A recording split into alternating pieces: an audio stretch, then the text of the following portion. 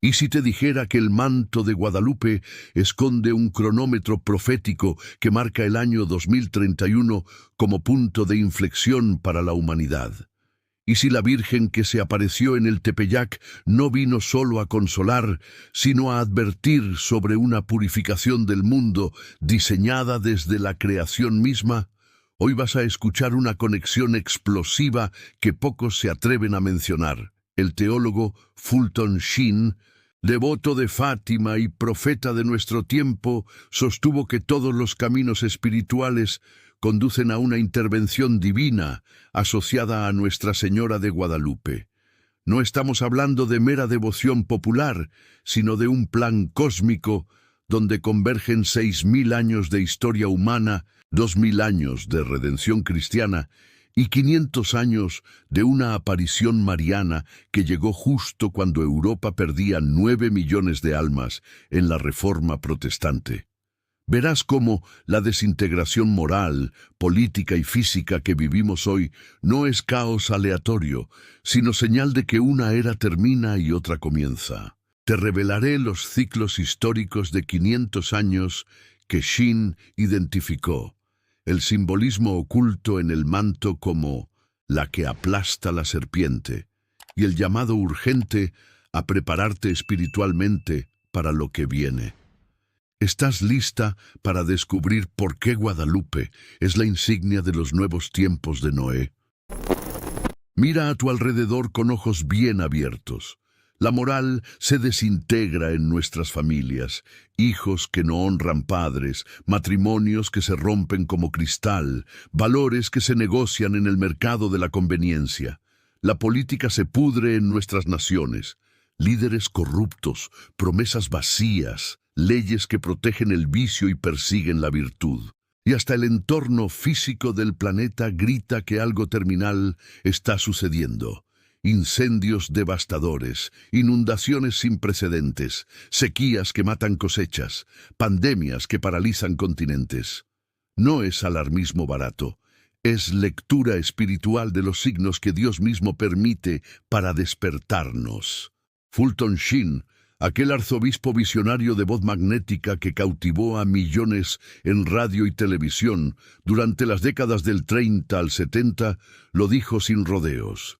Estamos en el final de una época, y al final las cosas siempre se aceleran. No es pesimismo, es diagnóstico profético basado en siglos de teología y en la observación atenta de la realidad. Sheen veía con claridad meridiana que la civilización se había apartado de Dios y que ahora estaba respondiendo, consciente o inconscientemente, a las sugerencias destructivas del maligno. Guerras mundiales, genocidios, adicciones masivas a drogas y pornografía, familias destrozadas, jóvenes sin rumbo ni propósito, ancianos abandonados en asilos esperando una visita que nunca llega. Cada noticia del telediario confirma que hemos elegido caminos que nos destruyen. La pregunta no es si estamos mal, la pregunta es ¿cuánto tiempo más Dios va a permitir que sigamos así? Y aquí está la clave que Sheen entendió como pocos teólogos de su tiempo. Dios no va a permitir que todo se destruya. Viene una intervención decisiva del cielo, porque el Creador no abandona su obra. Él no creó al ser humano para verlo autodestruirse en un apocalipsis de su propia fabricación. Dios interviene en la historia. Lo hizo en tiempos de Noé, lo hizo en tiempos de Moisés, lo hizo enviando a su Hijo y lo hará ahora en nuestro tiempo. Pero esta vez, según Sheen, la intervención está asociada de manera misteriosa y poderosa a la Virgen María, específicamente bajo su advocación de Nuestra Señora de Guadalupe. Sheen fue un combatiente incansable del comunismo. No lo veía solo como sistema político o económico, sino como ideología diabólica que apaga la llama del alma humana, que niega a Dios, que reduce al hombre a materia sin trascendencia.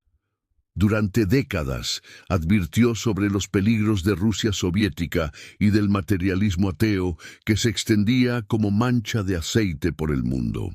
Pero Shin no combatía solo con argumentos filosóficos, combatía con armas espirituales. Veía en Fátima el gran signo mariano del siglo XX, la Virgen advirtiendo sobre Rusia, sobre la energía atómica en manos impías, sobre la necesidad urgente de consagración y conversión. Para él, todos los caminos espirituales de nuestro tiempo conducían a Fátima, y desde Fátima al corazón inmaculado de María. Pero también vio más allá del horizonte europeo. Vio a Guadalupe como la otra punta del arco profético, la señora que llegó al Nuevo Mundo 5 siglos atrás para preparar este momento decisivo de la historia humana. Shin sostenía que ya se ven señales claras de castigos autoimpuestos, guerras fratricidas, pandemias globales, colapsos económicos, desastres ambientales. Dios no está enviando meteoritos vengadores. Dios está permitiendo con infinita paciencia y dolor que suframos las consecuencias de nuestros propios actos. Rechazamos su ley, despreciamos su amor, matamos a nuestros hijos en el vientre, profanamos el matrimonio, idolatramos el dinero y el placer. Y ahora cosechamos tempestades. Pero hay un límite para la paciencia divina. Y el día en que Dios diga basta, en que cierre esta era de prueba y abra la siguiente, está cerca. Más cerca de lo que la mayoría imagina.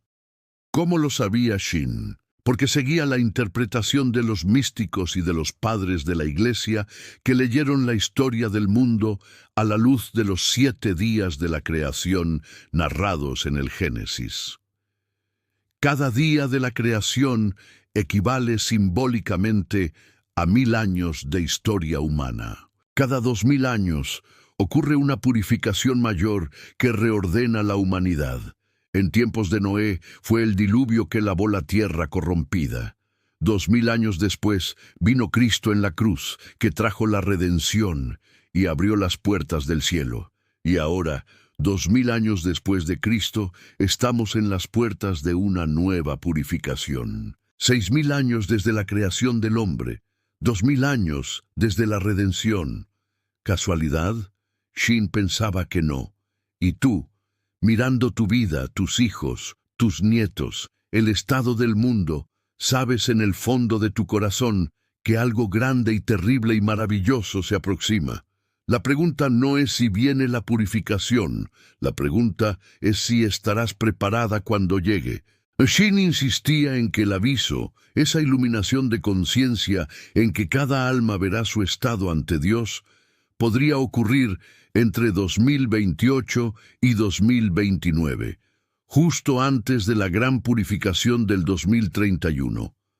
Faltan pocos años, menos de una década, y la mayoría de la gente sigue durmiendo, entretenida con pantallas, distraída con consumo, anestesiada con placeres efímeros. Pero tú, mujer de fe madura que has resistido tantas tormentas, que has sostenido familias y parroquias con tu oración silenciosa, tú no puedes darte el lujo de dormir. Este es tu momento, este es el tiempo para el cual naciste, y Guadalupe es tu estandarte, tu refugio, tu madre que te guía hacia la luz.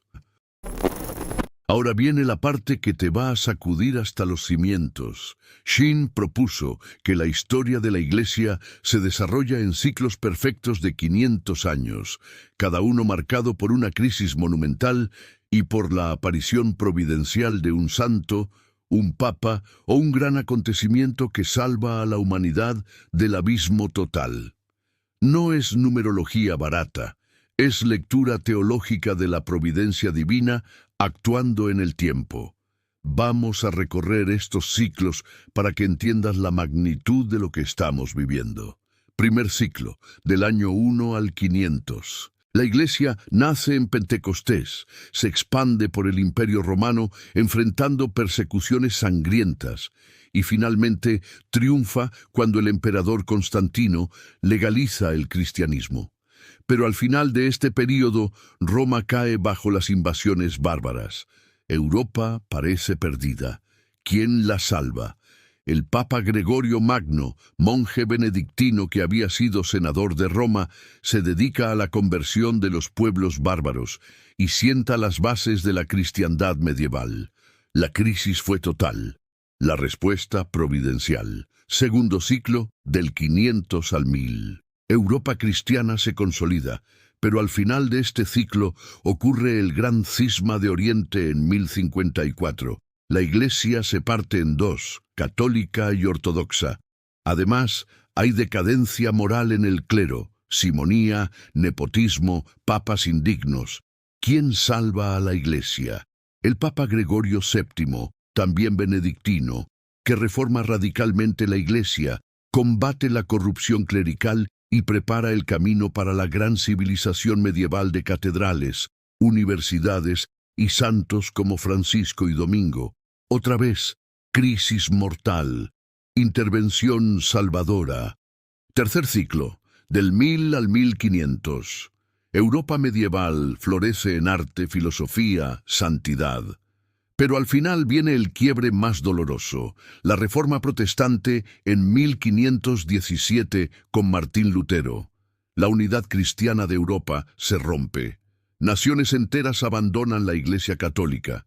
El clero está corrompido, las monjas se han vuelto mundanas, hay escándalos en Roma. Todo el mundo reconoce que hace falta una reforma urgente. ¿Quién salva a la Iglesia? El Papa San Pío V, dominico, que implementa las reformas del Concilio de Trento, renueva la liturgia, promueve el rosario, defiende Europa de la invasión musulmana en Lepanto y lanza actividades misioneras por todo el mundo. Crisis apocalíptica, respuesta divina. Y ahora estamos en el cuarto ciclo, del 1500 al 2000. Este ciclo ha sido el más sangriento de la historia humana. 2 guerras mundiales en apenas 20 años, genocidios sin precedentes. Holocausto judío, gulags soviéticos, bombas atómicas sobre ciudades. Guerra Fría que casi destruye el planeta, aborto legalizado, que ha matado a más de 1.000 millones de seres humanos. Revolución sexual que ha devastado familias, ideologías totalitarias que han esclavizado pueblos enteros. ¿Quién ha sostenido a la Iglesia en este infierno?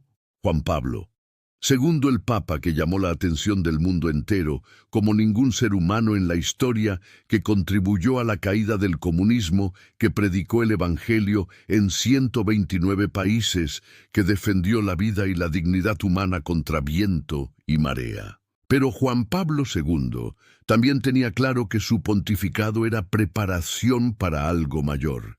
Y ese algo mayor está asociado a Guadalupe, porque el año 2031 no es arbitrario en este esquema profético. Marca exactamente 500 años de la aparición de Nuestra Señora de Guadalupe en 1531. Y aquí es donde todo converge de manera asombrosa. 2031 marca 500 años de Guadalupe. 2000 años de la redención de Cristo, según el cálculo patrístico que ajusta el nacimiento de Jesús, 2 años antes del error de Dionisio el Exiguo, y 6000 años desde la creación del hombre, según la cronología de los padres de la Iglesia. Fin del 6º día en que Dios creó al hombre. Inicio del 7º día. El día del descanso, la era de paz prometida por María en Fátima. Vamos a detenernos en Guadalupe 1531. Europa está desangrándose con la Reforma Protestante. Aproximadamente 9 millones de fieles abandonan la Iglesia Católica en pocos años. Parece el fin. Pero en ese mismo momento, la Virgen se aparece en México, en el Cerro del Tepeyac, justo en el centro geográfico de las Américas, en el punto medio entre América del Norte y América del Sur.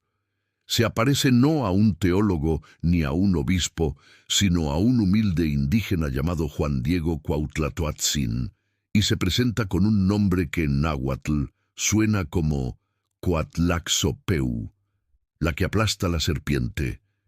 Esa promesa hecha en el Edén en Génesis 3:15, ella te aplastará la cabeza. se hace presente en carne morena y manto estrellado en tierras americanas. La Virgen deja un milagro tangible e inexplicable.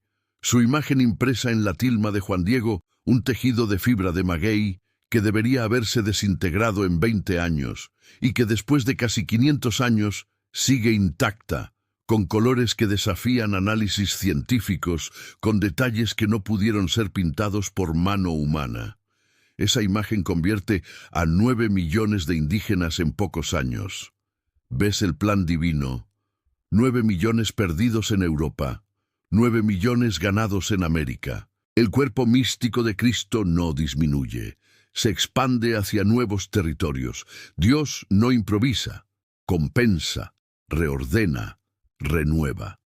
La imagen de Guadalupe prefigura teológicamente el dogma de la Inmaculada Concepción que sería proclamado 3 siglos después. María con cabeza inclinada en actitud orante, manos juntas, señales evidentes de maternidad de pie sobre la luna vestida de sol coronada de estrellas.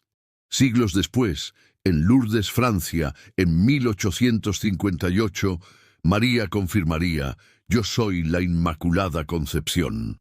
Guadalupe anticipa Lourdes, Lourdes confirma Guadalupe. La Virgen teje la historia de la salvación con hilos de siglos. Guadalupe es la mujer vestida de sol del Apocalipsis capítulo 12. Apareció en el cielo una gran señal, una mujer vestida de sol, con la luna bajo sus pies, y sobre su cabeza una corona de 12 estrellas. Estaba encinta y gritaba con los dolores del parto.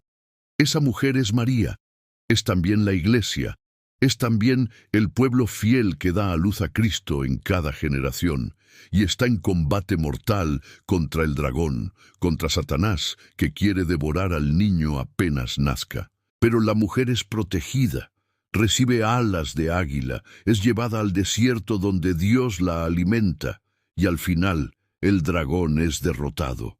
Guadalupe encarna esta profecía. María embarazada del Verbo de pie sobre la luna que representa las fuerzas cósmicas y los antiguos dioses, envuelta en el sol, que es Cristo mismo coronada de estrellas, que son los apóstoles y los santos, enfrentando al dragón, que en Mesoamérica se manifestaba en sacrificios humanos, y en la adoración de Quetzalcóatl, la serpiente emplumada. Y Guadalupe es también la nueva Eva que pisa la cabeza de la serpiente, según Génesis 3:15. La protoevangelio, la primera promesa de salvación hecha por Dios, inmediatamente después del pecado original. Pondré enemistad entre ti y la mujer, entre tu descendencia y la suya. Ella te aplastará la cabeza, mientras tú le acecharás el calcañar. Esa mujer prometida en el Edén se manifiesta plenamente en María de Nazaret y de modo específico y cultural en María de Guadalupe. Desde la creación del mundo estaba previsto en el plan divino que ella derrotaría al maligno. No es devoción sentimental, es teología de combate espiritual. El manto guadalupano habla en 2 gramáticas simultáneas, la mariana católica y la simbólica mesoamericana. Sol y luna. María soberana sobre los astros que antes se deificaban, declarando que el único Dios verdadero es el que ella lleva en su vientre. Estrellas, 46 estrellas en su manto, que algunos astrónomos han identificado como la constelación del cielo de México en el solsticio de invierno de 1531, un mapa celestial congelado en tela. Flor de 4 pétalos sobre su vientre. El Nahui Olin, el quinto sol azteca, el centro del movimiento cósmico, declaración de que Cristo es el nuevo sol, el centro de todo. Colores que no mueren, el rosa de la túnica, el azul verdoso del manto, el dorado de los rayos, pigmentos que desafían análisis porque no tienen aglutinante, no tienen preparación de lienzo, no tienen pinceladas visibles. Ritmo visual. La imagen guía el ojo como si rezara. Un rosario de símbolos que va de la cabeza inclinada a la luna. Sube por el manto estrellado. Vuelve al sol dorado. Desciende a la flor central. Es un evangelio visual que atraviesa idiomas y siglos, que habla a analfabetos y a doctores, que convierte sin palabras. Shin veía todo esto con claridad profética y decía: Guadalupe jugará el papel crucial en la victoria final de Dios sobre el mal. No Fátima sola, no Lourdes sola, sino Guadalupe como estandarte del combate final, como arca de salvación en los nuevos tiempos de Noé. Y el año 2031, cuando se cumplan 500 años de su aparición, marcará el punto de inflexión. El fin del sexto día, la purificación del mundo, y el inicio del séptimo día, la era de paz prometida. ¿Suena descabellado? Mira el mundo hoy y dime si no parece el final de algo inmenso y el inicio de algo radicalmente nuevo. Entonces, ¿qué haces tú con todo esto? ¿Te quedas paralizada de miedo? ¿Te hundes en desesperación? No, 1000 veces no. La fe verdadera no paraliza, moviliza. El conocimiento profético no aterroriza al justo, lo prepara. Y tú, mujer de fe madura que has resistido tempestades, que has criado hijos, que has enterrado seres queridos, que has sostenido comunidades con tu oración silenciosa y tu servicio humilde, tú estás llamada a ser protagonista en esta hora decisiva de la historia. No espectadora, protagonista. Shin insistía obsesivamente en la hora eucarística, una hora diaria de adoración silenciosa ante el Santísimo Sacramento. Lo practicó personalmente durante décadas, sin fallar un solo día de su vida sacerdotal, y decía con convicción que si todos los sacerdotes del mundo hicieran una hora eucarística diaria, el mundo cambiaría radicalmente. Imagina, decía, lo que sería para la paz mundial si los sacerdotes hicieran esto. Pero no solo los sacerdotes, también las religiosas, también los laicos comprometidos, también las madres y abuelas que sostienen familias enteras con su fidelidad callada. Tú que tal vez ya no trabajas fuera de casa, que tienes tiempo que antes no tenías, que buscas sentido profundo en esta etapa de tu vida, tú puedes hacer una hora eucarística semanal, quincenal, mensual.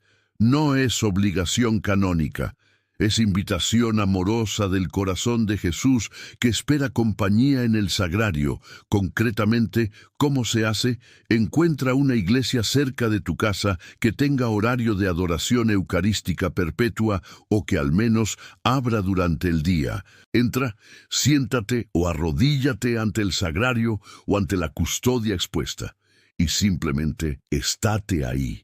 No necesitas rezar vocalmente sin parar. Puedes hablar con Jesús como hablas con tu mejor amiga. Cuéntale tus preocupaciones, tus dolores, tus alegrías, tus dudas. Luego calla y déjalo a Él hablarte en el silencio del corazón. Lee despacio un pasaje del Evangelio. Contempla la hostia consagrada, sabiendo que ahí está real, verdadera y sustancialmente presente el Hijo de Dios hecho carne, el mismo que nació de María, el mismo que murió en la cruz, el mismo que resucitó y subió al cielo. Ese mismo Jesús está ahí, esperándote, amándote con amor infinito. Ofrécele tu hora, tu presencia, tu adoración, y verás cómo esa hora transforma tu día, tu semana, tu vida entera. La adoración eucarística es el arma espiritual más poderosa que tenemos contra el mal. Más que 1000 manifestaciones públicas, más que 100 conferencias teológicas, una hora de adoración silenciosa cambia el mundo porque cambia corazones. Segundo paso concreto, conságrate a la Virgen de Guadalupe. No como fórmula mágica que resuelve problemas automáticamente, sino como acto de confianza total, como entrega filial a la Madre que Dios te dio desde la cruz. Puedes usar la consagración de San Luis María Grignion de Montfort, adaptada a Guadalupe, o simplemente con tus propias palabras decirle a María: Madre mía, me consagro totalmente a ti. Mi cuerpo, mi alma, mis bienes, mis afectos, mis sufrimientos, mis alegrías, todo te lo entrego. Haz de mí lo que quieras. Llévame a Jesús por el camino más seguro y más rápido. Guárdame bajo tu manto como guardaste a Juan Diego. Protege a mi familia, intercede por la conversión de mis seres queridos. Y cuando llegue mi hora, recíbeme en tus brazos maternos y preséntame ante tu Hijo. Escribe tu propia consagración, fírmala, fíchala y renuévala cada año el 12 de diciembre, fiesta de Nuestra Señora de Guadalupe. Tercer paso, lleva su imagen contigo. No por superstición, sino por amor y por recordatorio. Una estampita en tu cartera, una medalla al cuello, un cuadrito en tu habitación, un fondo de pantalla en tu celular. Que esa imagen te acompañe y te recuerde constantemente que no estás sola, que tienes madre, que el cielo no está lejos. Y cuando enfrentes tentación, angustia, duda, mira la imagen y dile, Madre, ayúdame ahora. Ella escucha. Ella responde, a su manera y en su tiempo, pero responde. Cuarto paso, participa en la misa con devoción renovada. No por rutina, no por obligación legal, sino por encuentro personal con Cristo que se entrega como alimento. Llega unos minutos antes para preparar tu corazón. Participa activamente en las respuestas, en los cantos, en las posturas. Escucha la palabra de Dios como si fuera carta personal dirigida a ti hoy. Y en el momento de la comunión, recibe el cuerpo de Cristo con fe, con amor, con hambre espiritual. Deja que Jesús entre en ti y te transforme desde dentro. La misa dominical no es evento social, es Calvario hecho presente, es resurrección actualizada, es anticipo del banquete celestial. Trátala como el tesoro más grande que tienes. Quinto paso, practica la reparación. ¿Qué es reparar? Es ofrecer oraciones, sacrificios, obras buenas para compensar las ofensas que el mundo hace a Dios constantemente. Cada blasfemia, cada pecado público, cada sacrilegio hiere el corazón de Jesús y el corazón inmaculado de María. Pero tú puedes consolarlos ofreciendo reparación. ¿Cómo? Ofreciendo tus pequeños sufrimientos diarios, el dolor de rodilla, la soledad, la incomprensión, la fatiga. Ofreciendo pequeños sacrificios voluntarios, ayunar de algo que te gusta, callar cuando querrías defenderte, perdonar cuando querrías vengarte, sonreír cuando querrías llorar. Ofreciendo comuniones reparadoras, recibir a Jesús Eucaristía con la intención específica de reparar las ofensas contra Él. Rezando el rosario reparador, ofreciendo cada misterio por las almas que más ofenden a Dios. Haciendo las primeras sábados del mes como pidió Nuestra Señora en Fátima. Confesión, comunión, rosario, meditación de los misterios. Todo con intención reparadora. Estos actos humildes cambian el mundo porque cambian el corazón de Dios. Tu amor repara, tu fidelidad consuela, tu sacrificio salva almas. Sexto paso, ejerce la caridad heroica. Empieza por los más cercanos, tu cónyuge si vive, tus hijos, tus nietos, tus hermanos, tus vecinos.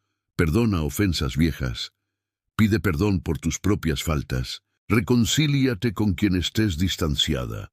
Escucha con paciencia al que te cansa, visita al que está solo, llama al que está triste, comparte con el que tiene necesidad, y extiende tu caridad a los invisibles de tu barrio, el mendigo en la esquina, la madre soltera que lucha sola, el anciano abandonado, el adicto que busca salida. No puedes salvar el mundo entero, pero puedes salvar a uno. Y ese uno importa infinitamente ante Dios. La caridad no es dar lo que te sobra, es dar lo que te cuesta. No es sentimiento difuso, es acción concreta, es manos sucias, es tiempo invertido, es corazón expuesto. Y esa caridad encarnada es la que transforma culturas. Séptimo paso, ora sin cesar. San Pablo dice, orad sin cesar. 1 Tesalonicenses 5:17. ¿Cómo se hace eso? Convirtiendo toda tu vida en oración. Al despertar, buenos días, Jesús, este día es tuyo. Haz conmigo lo que quieras. Al comer, gracias, Padre, por este alimento. Bendice las manos que lo prepararon. Al trabajar, te ofrezco este trabajo por la conversión de los pecadores. Al sufrir, Jesús, uno este dolor al tuyo en la cruz. Al alegrarte, gracias, Señor, por este momento de alegría. Al dormirte, en tus manos encomiendo mi espíritu. Jaculatorias breves repetidas durante el día. Jesús, confío en ti. María, Madre mía. Señor, ten piedad. Jesús manso y humilde de corazón, haz mi corazón semejante al tuyo. Rosario diario, aunque sea un misterio. Lectura diaria de un pasaje del Evangelio. Examen de conciencia cada noche antes de dormir. Y sobre todo, cultiva la presencia continua de Dios. Saber que Él está contigo ahora, que te ve, que te escucha, que te ama infinitamente en este preciso instante. Octavo paso, forma comunidad. No te aísles. Busca otras mujeres de fe que compartan esta visión, este compromiso. Formen un grupo pequeño de oración semanal o mensual. Compartan testimonios. Estudien juntas las apariciones marianas. Hagan juntas la hora eucarística. Apóyense mutuamente en las luchas espirituales. Celebren juntas las fiestas marianas. Y sobre todo, sosténganse mutuamente cuando lleguen los tiempos difíciles, porque van a llegar.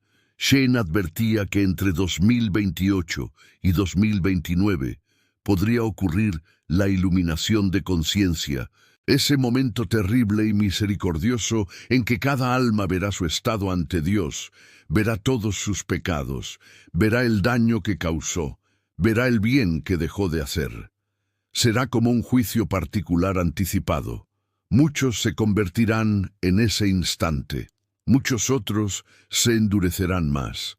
Y luego vendrá la gran purificación, guerras, hambrunas, persecuciones, tal vez castigos cósmicos, pero quienes estén unidos en comunidades de fe, sostenidos por los sacramentos, amparados bajo el manto de María, atravesarán la tormenta y llegarán a la era de paz. ¿Estás preparada para ese encuentro contigo misma?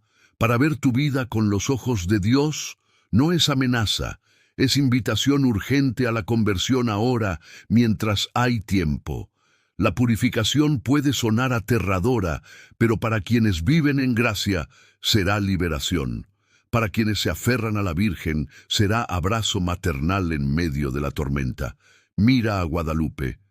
Ella vino a los pobres, a los últimos, a los que no tenían voz, y les dio dignidad, identidad, esperanza. Hoy te llama a ti, mujer de oración, a ser portadora de esa misma esperanza. No necesitas títulos teológicos ni cargos eclesiales. Necesitas un corazón dispuesto y una fe que se atreva a creer que Dios cumple sus promesas. Los nuevos tiempos de Noé no son solo catástrofe, son también arca, refugio, salvación. Guadalupe es tu arca. Entra en ella con tus seres queridos, reza, adora, repara, ama, y espera con vigilancia activa la era de paz que Dios ha prometido, porque después de la purificación viene el amanecer, después del Viernes Santo viene la resurrección, y después de esta era de tinieblas viene el reinado del Sagrado Corazón de Jesús y del Corazón Inmaculado de María. Esa es tu esperanza, esa es tu meta, esa es la razón por la cual no puedes rendirte ahora. Llegamos al final de este recorrido profético, pero la historia apenas comienza para ti. Hoy descubriste que Guadalupe no es solo memoria dulce de 1531, sino profecía viva para 2031. Que Fulton Sheen, teólogo visionario y devoto mariano, vio en ella la clave de la purificación del mundo y el comienzo de la era de paz. Que los ciclos históricos de 500 años, los símbolos bilingües del manto, las convergencias cronológicas de 2000 años de redención y 6000 de creación, todo converge en un llamado urgente. Prepárate, conságrate, vive en gracia, forma comunidad, sostente en los sacramentos. La desintegración moral, política y física que ves no es el final absoluto, sino el parto doloroso de algo radicalmente nuevo. Y tú, que has resistido tantas tempestades personales y familiares, estás llamada a ser testigo y protagonista de este tiempo único en la historia humana. ¿Piensas que realmente estamos a menos de una década de la purificación? Reflexiona, ora, decide, y mientras tanto, actúa. Suscríbete para seguir profundizando. Comparte este mensaje con alguien que necesite esperanza. Comenta qué símbolo del manto habla más a tu corazón. Nos vemos caminando juntas hacia la luz.